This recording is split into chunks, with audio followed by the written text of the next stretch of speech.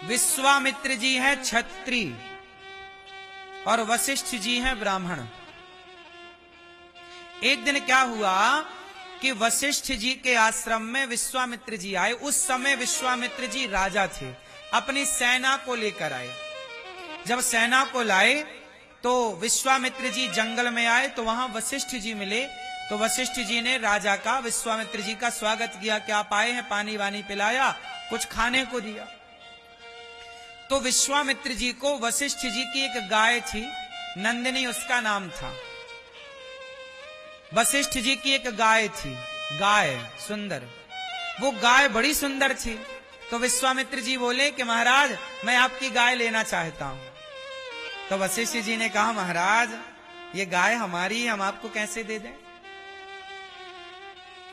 तो विश्वामित्र जी अड़ गए, नहीं हम तो राजा हैं, तुम देते हो कि हम खोल लें, 3-5 मत करना, मारेंगे। विश्वामित्र जी राजा थे ना, सेना थी और ताकत तलवार की थी। वशिष्ठ जी तो साधु।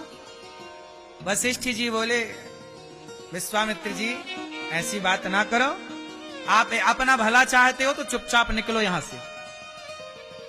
तो विश्वामित्र जी बोले अच्छा हमें धमकी दे रहे हो, सेनापति गाय खोल लो। गाय खोल ली। विश्वामित्र जी गाय को ले जाने लगे तो नंदिनी रम्हाने लगी। वशिष्ठ जी को देखा, गुरु जी हमें ले जा रहे हैं, आप बचा नहीं रहे। तब वशिष्ठ जी ने कहा नंदिनी तुम सामर्थ हो, तुम कृपा करो। तब वो गाय कैसी थी, वो गाय अपने शक्ति से जितनी सेना चाहे प्रकट कर लेती थी। और उस गाय ने जो प्रकट की, अपनी ताकत लगाई, विश्वामित्र जी की सारी सेना को खदेड़ दिया और विश्वामित्र जी को भी पटक के मारा। अब विश्वामित्र जी डर गए। विश्वामित्र जी बोले हे भगवान हम राजा, हमारी इतनी सेना और ये बाबा जी जंगल में अकेले एक गाय के बल पे हमें हरा दिए।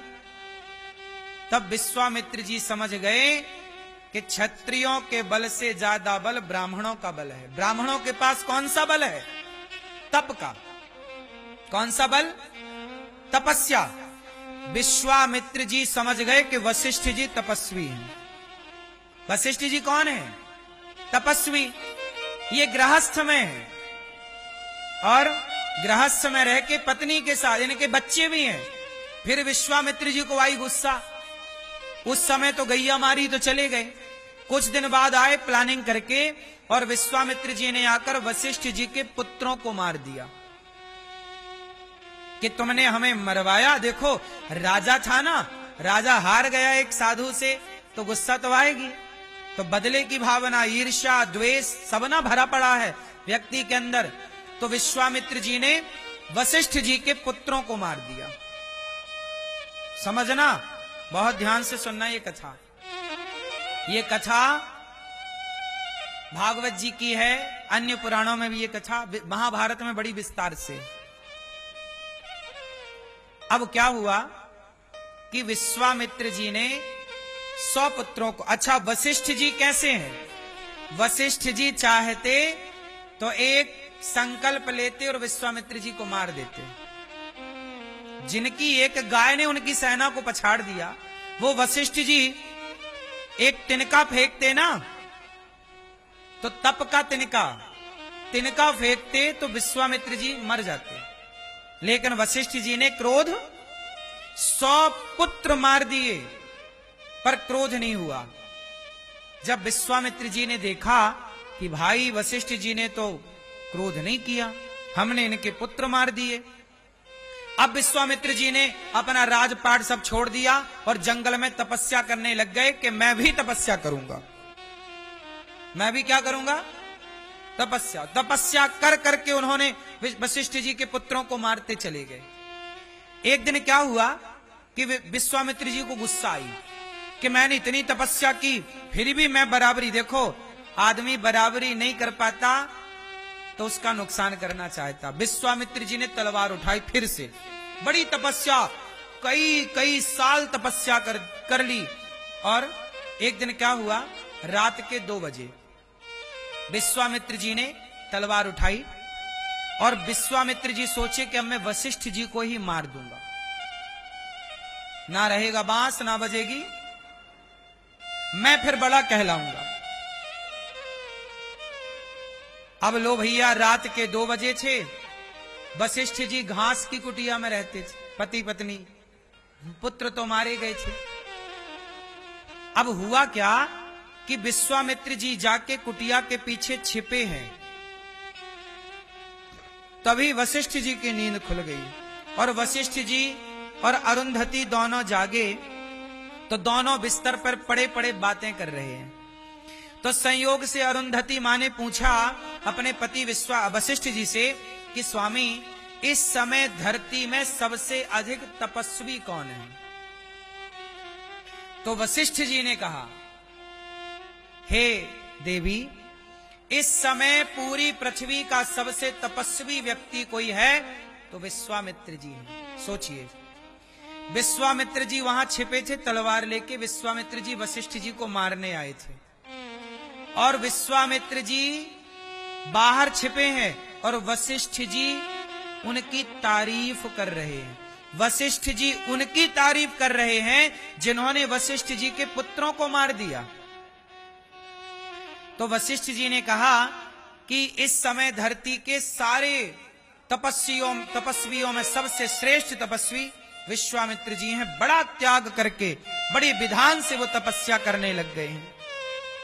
जब विश्वामित्र जी ने ये बात सुना तो उनके हाथ से तलवार गिर गई कि देखो, मेरी अनुपस्थिति में ये मेरी तारीफ कर रहे हैं, जबकि मैंने इनके पुत्रों को मारा है।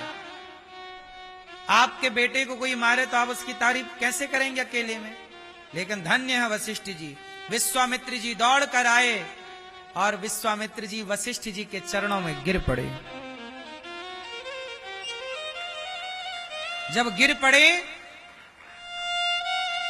तब वशिष्ठ जी ने विश्वामित्र जी को संबोधन किया, उठो ब्रह्मर्षि, उठो उठो ब्रह्मर्षि। अब उन्होंने विश्वामित्र शब्द का प्रयोग नहीं किया। वशिष्ठ जी ने क्या कहा? उठो ब्रह्मर्षि। आज जिस दिन वशिष्ठ जी ने कह दिया कि ये ब्रह्मर्षि, उस दिन से विश्वामित्र जी भी ब्राह्मण हो गए। क्षत्रिय जात से यदि जीते जी कोई ब्राह्मण बना है तो वो विश्वामित्र जी हैं, ब्रह्मर्षि हो गए तप के प्रभाव से। विश्वामित्र जी ने, वशिष्ठ जी ने कहा, विश्वामित्र जी, आपके अंदर अभी तक ईर्ष्या द्वेष था, इसलिए ये ईर्ष्या द्वेष बस बाधा था, बाकी आप बहुत बड़े तपस्वी। सोचिए, कितना भी बड़ा तपस्वी हो जाए पर ईर्ष्या द्वेष ना जाए तो उसकी तपस्या सफल नहीं होती। जब ईर्ष्या द्वेष मिटा तब जाके वशिष्ठ जी ने विश्वामित्र जी को गले लगा लिया। ये वशिष्ठ जी हैं जिनके 100 पुत्र मारने पर भी मारने वाला हत्यारा को उन्होंने गले लगाया। ये गृहस्थ संत हैं जिनके अंदर इतनी दया हो, इतनी करुणा हो, इतना त्याग हो, इतनी तपस्या हो, वही ना गृहस्थ है। गृहस्थ का मतलब भोगी नहीं, गृहस्थ का मतलब त्यागी। गृहस्थ में रह के भी नियम किए जाते हैं, गृहस्थ में रह के भी ईश्वर की आराधना की जाती है, गृहस्थ में रह के भी त्याग तपस्याएं होती हैं। इसलिए कहता हूं, गृहस्थ बेटी बेटे का ब्याह करके गृहस्थी से मन हटाकर पति पत्नी दोनों भोगी बनकर नहीं, परम योगी परम भक्त बनकर भगवान की आराधना करना। पूरा खेल मन का है। किसका है? इसलिए मेरी मां, इतना साधो अपने मन को कि आपका मन किसी स्त्री में ना जाए, किसी पुरुष में ना जाए, किसी के पैसे में ना जाए। हम जहां हैं, जितना है उतने में संतुष्ट रहें। ये कब होगा?